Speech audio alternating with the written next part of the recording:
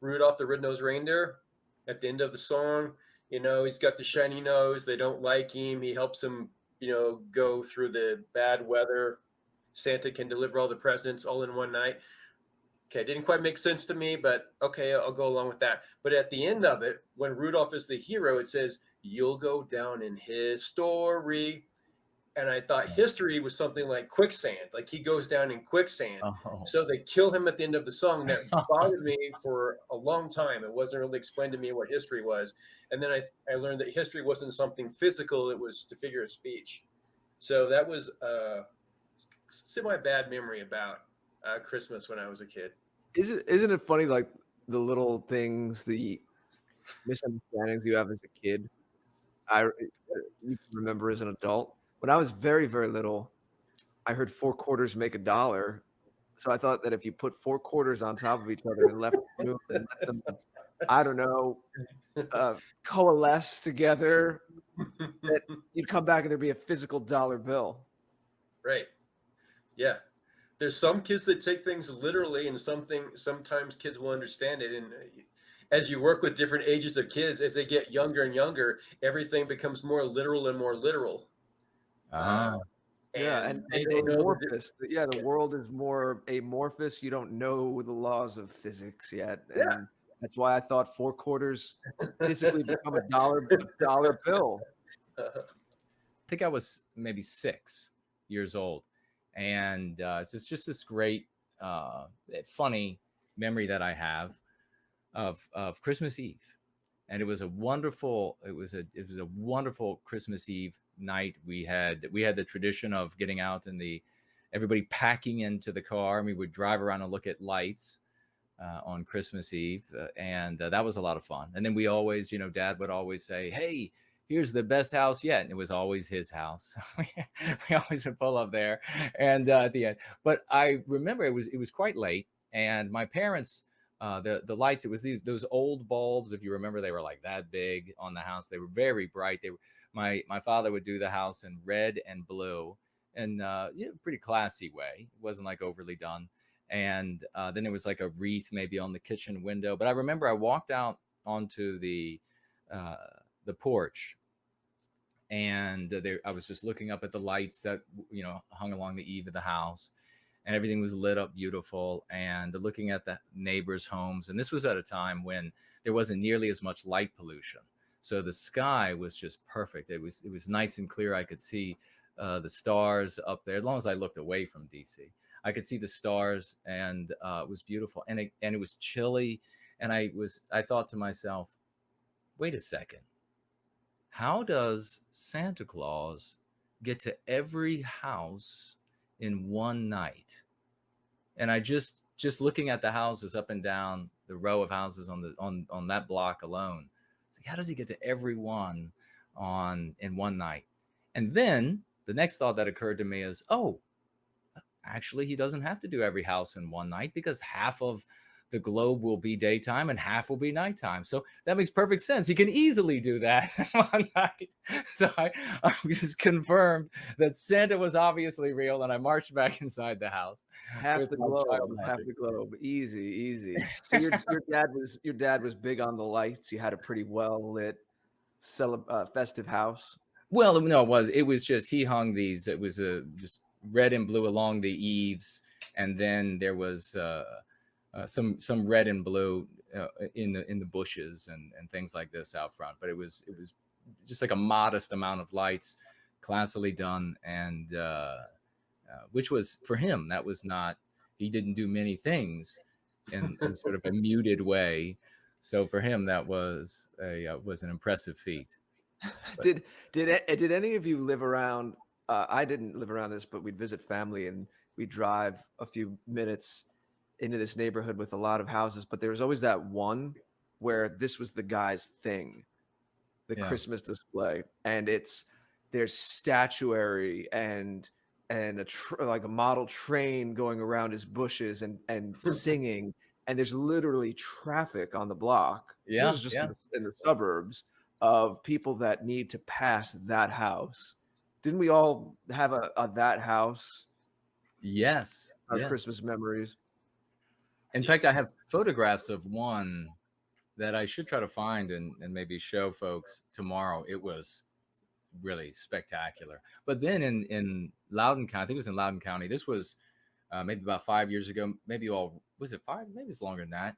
There was that song, "What Does the Fox Say?"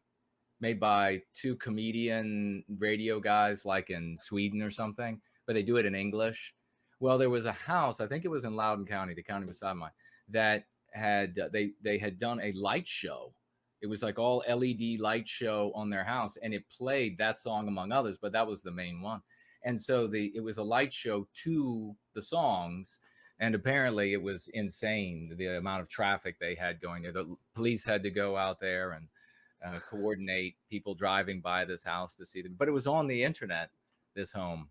It was pretty wild. I hope we're awakening some of your all's memories of your youth and the houses that were insanely decorated and dimmed the lights across the city every time they turned them on at the close of day. But that's all we have for the financial gifts, and it looks like questions, unless there was one I thought I saw myself tagged. Oh, Olivia Key, hello, is in the audience. Great to see you, Olivia. She writes, I used to think the tooth fairy was real. He or she is. And until one night, I put my teeth under the pillow and didn't tell my mom. Well, I bet that was tragic. Yes. Clever. I never thought to do that. She said my teeth were still there the next day. Disappointment. Well, mom has to notify the tooth fairy. That's how this works. You have to. I mean, you can't just expect moms. There's an association of moms to have direct access to the tooth fairy. You pay a small fee per year, and then you are able to contact the tooth fairy. So yeah, it has to go through the mom. I wonder, Olivia, how old you were when you did. That's pretty clever. I guess you were always thinking outside the box. Well, I actually have one. I actually have one about the tooth fairy. My mother, for one of my siblings, younger sibling, I guess the sibling didn't believe that the tooth fairy was real, and so there was this maybe pushback. And so my mother said, controversy in the household. You are going to dress up like the tooth fairy tonight. To me. Yeah, and she's gonna get a photo. And I said, "What does the tooth fairy look like?" But I consented, and so did you do it blurry, kind of like the famous Bigfoot photo? So it was. You couldn't tell. Precisely, yeah. Essentially, it was like I was wearing a blanket, and with the blur, it looked like something was there. And did it work? Yeah. Did said sibling now believe? Said sibling was believed, and the two him and another sibling, I believe I've told this story before, at same time of year, and I knew that the next day there was going to be like 2 feet of snow. The news was saying so, and so I knew there would be no school, several days without school, because in Northern Virginia you get 2 feet of snow, and people can't, everything shuts down. There's not enough plow equipment for all that, and so I got my brothers and I said, look, here's what I'm going to do. Do you all want me to get school canceled and snow so we can play? And they said, yeah. How are you going to do that? And I said, well, we just have to pray to the snow gods. We just go to the refrigerator. And I walked them over to the refrigerator, and their eyes getting bigger and bigger. And I said, we grab a couple of ice cubes out of the freezer. And I grabbed a couple ice cubes, and I walked to the sliding glass back door. And then, with lots of pomp and circumstance, I flung it open to the night's cold air. No snow out, and I threw a piece of ice cube out into the darkness, and then said, something. Oh, snow gods, we beseech you to send us snow in the morning. And my brothers, they were absolutely just awestruck with us. And then when I was done, I just slid the door shut and I said, that's it. And then they were in total disbelief. No, that you had to be something more you had to do. Well, you should have seen their faces the next day when they woke up and my mom said, there's no school today. Go back to sleep. And they were like, what? What happened? Ran out, and they were running around the house like maniacs about how I had made it snow 2 feet, had covered the land. and 2 That feet of snow. that is a good one. I haven't heard that one before. I know people would say, going back to the earlier conversation, that was your biospirit gift for a gift. Oh, Even if it was through a joke. But here's my question: did your siblings then go try it on another night, throw ye ice out, and then it didn't snow, and they're saying to you, "What's going on?" yes, yes. After the snow melt, I think it was like 3 or 4 days off of school. They wanted to keep that going, and, so they said, do it again," and I said, I was kidding," and they went and they got ice and they threw it into the dark of the backyard, hoping that somehow it would work. Regrettably, for them and me, it did not. That is too much. Brant, Nate, do you have any kind of Santa stories or other Tooth Fairy, Easter Bunny stories, that things about what you believe when you're a kid before we wrap up? I just want to say that I had a logistics issue with Santa Claus similar to what Jason had because I knew about time zones. So maybe Santa could just do one time zone at a time. Ah, But there was no way that he could put all the presents into that big bag on the back of his sleigh. So I didn't know, does he have to fly back and forth and resupply? Or is there like a larger sleigh that he resupplies with as he's still going? Like I didn't understand how You're do you like very a refueling. you were definitely a yeah, military, son of a military man. yeah. Yes, a big I refueling cargo plane pulls I up. was somehow satisfied with the fact that he was magic. Santa was magic, so he could move faster. The bag is kind of Yeah. in some movies, it's kind of Well, never-ending toys. You take toys out, but then there's still more at the bottom. I was satisfied with the magic thing for a while. My parents, I'll give you a real quick one if people are still interested. My parents did this a good thing. Jason, I think I mentioned this on a Christmas tap a couple of years ago. Tell me if it rings a bell. I don't know where they got it, but they had this little rolled up parchment paper and it had this furry red cover slip that you put over it in the middle to kind of keep it together. It was very old world looking. Mhm. And that was with my presents under the tree on a Christmas morning.